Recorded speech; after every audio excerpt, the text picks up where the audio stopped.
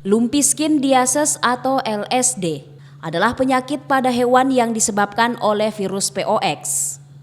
Penyakit LSD menyerang hewan sapi, kerbau, dan beberapa jenis hewan ruminansia liar. Meskipun tidak bersifat menular kepada manusia, namun LSD menimbulkan kerugian yang besar. Kerugian yang ditimbulkan berupa kehilangan berat badan karena hewan tidak bernafsu makan, kehilangan produksi susu, mandul pada sapi jantan dan betina, keguguran dan kerusakan pada kulit.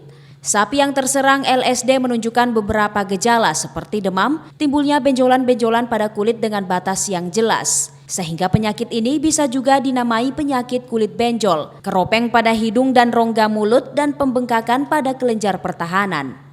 Kepala Bidang Peternakan Dinas Pertanian Perikanan Kota Makassar, Andi Herliani, mengatakan bahwa kasus Makassar lumpiskindiasis belum ada di Kota Makassar.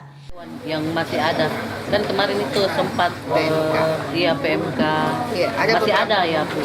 Kalau PMK sudah kasus, cuma Jembrana yang sedikit masih ada. Ada lagi tadi kasus LDC. Kasus apa Bu? LDC tadi ada itu. LDC lumpiskindiasis.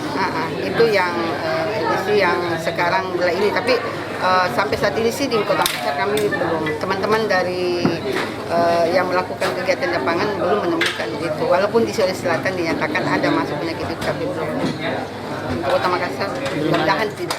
Andi Herlina menyatakan untuk penyakit mulut dan kuku sudah dinyatakan tidak ada lagi di Makassar. Dan saat ini pihaknya terus memantau penyakit jembrana yang masih ada di Makassar.